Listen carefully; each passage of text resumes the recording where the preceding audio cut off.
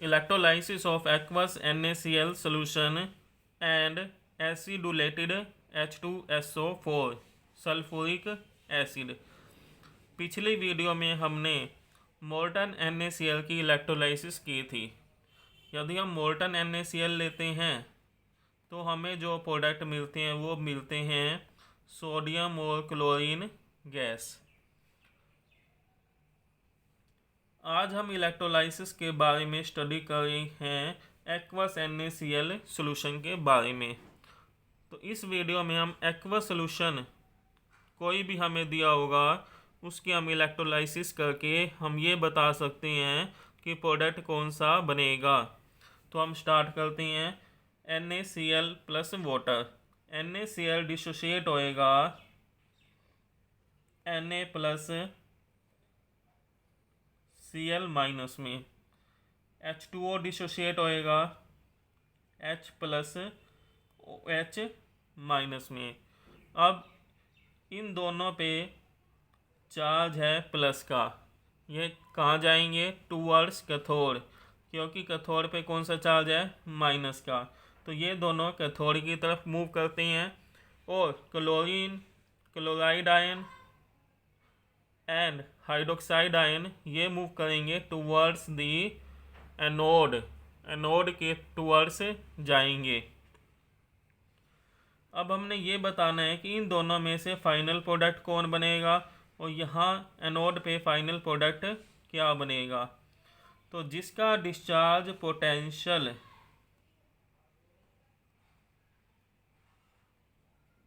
Less होता है mainly it forms product.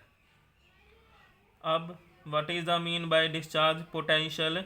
Discharge potential means lower energy. जिसकी lower energy होएगी वो इजीली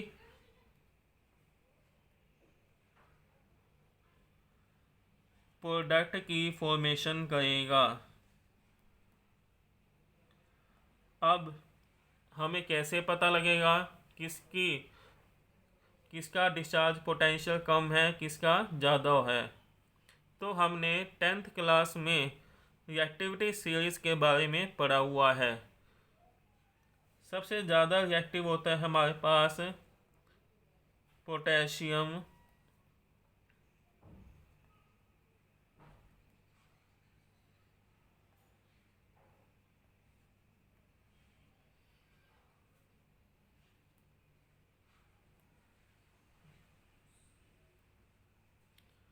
तो हमने यहाँ पे लिखा रिएक्टिविटी सीरीज।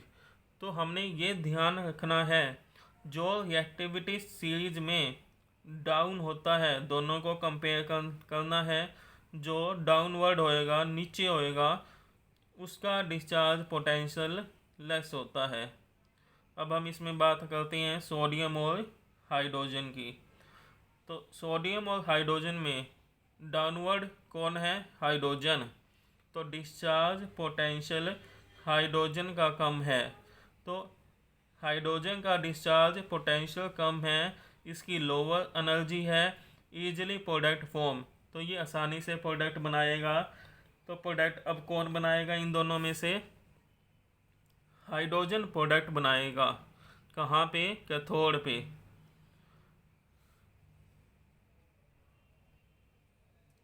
अब हम बात करते हैं एनोड की। एनोड पर हमारे पास है अनायन। तो अनायन के अंदर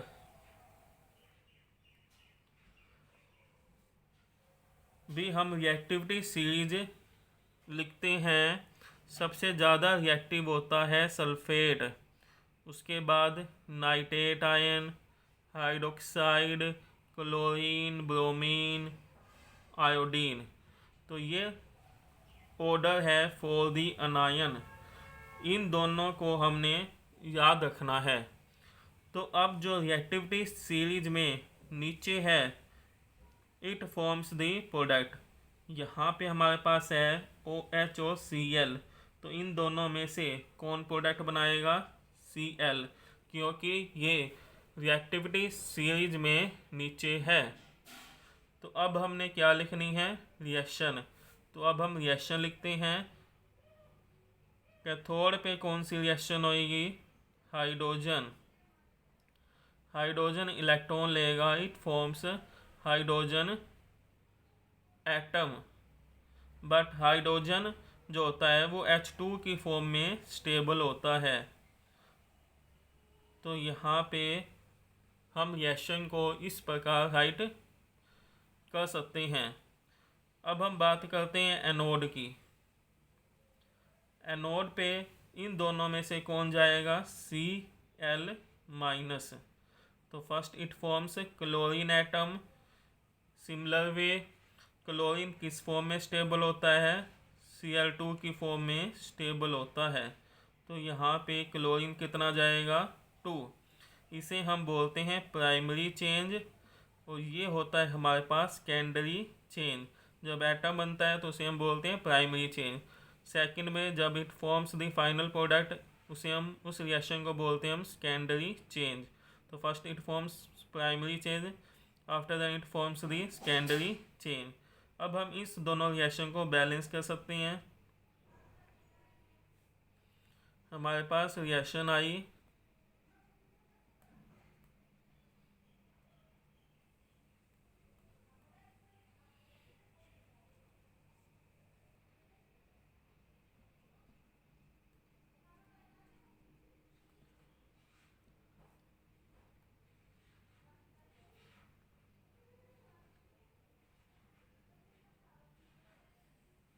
अब जब NaClH2O के साथ में रिएक्शन करता है तो हमारे पास कौन कौन से प्रोडक्ट बनेंगे?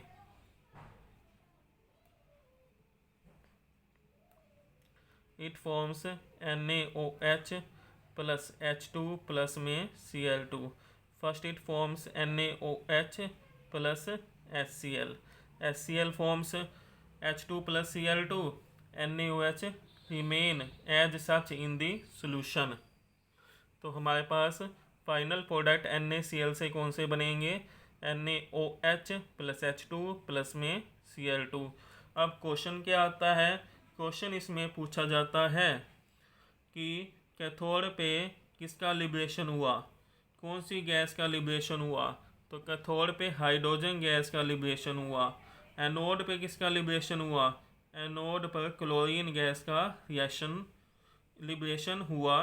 ये क्वेश्चन MCQ के लिए वेरी इम्पोर्टेंट है, एग्जाम्स में पूछा जाता है कि यदि हम एक्वस NaCl सोल्यूशन की इलेक्ट्रोलाइसिस करते हैं तो कैथोड और एनोड पे कौन कौन सी गैस लिबरेट होती है। अब हम बात करते हैं electrolysis of acidulated H2SO4।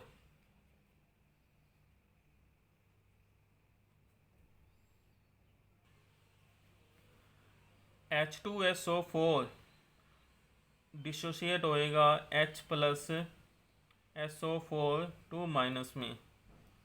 Water dissociate होता है H प्लस OH माइनस में। तो अब ये दोनों प्रोडक्ट तो हमारे पास सेम है। यहाँ हाइड्रोजन, तो हाइड्रोजन कहाँ जाएगा? कैथोड पे। बट हमें बताना है एनोड पे कौन जाएगा। तो हमारे पास SO4 2 माइनस OH माइनस में, तो हम क्या लिखते हैं? हम लिखेंगे since discharge potential of OH minus ion is less than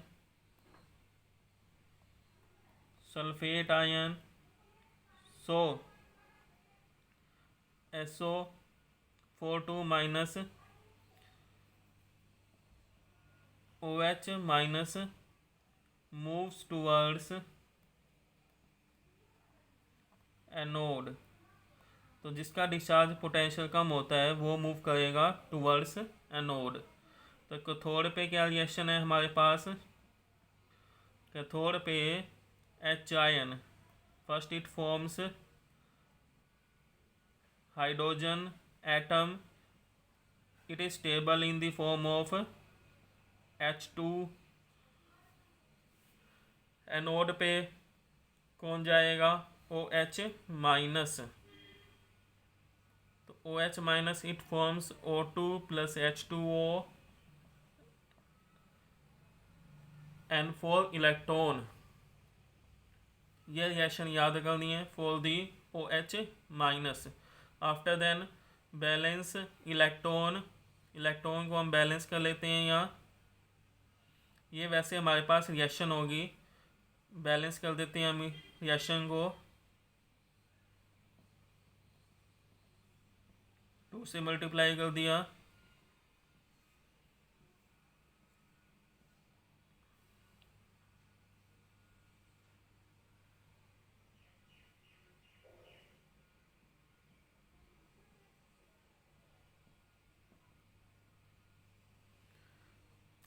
यहाँ पे 4H2O आएंगे हमारे पास।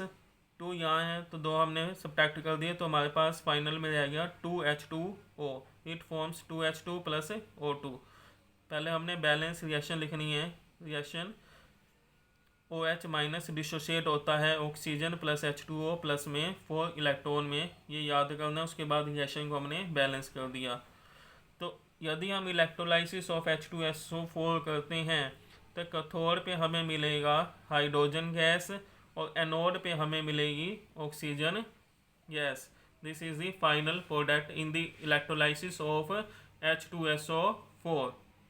In the same way we can do electrolysis of aqueous any solution by knowing the reactivity series or for the anion reactivity series for the anion। तो अनायन वाली reactivity series भी हमें पता होनी चाहिए और 10th वाली तो हमें पता ही होती है।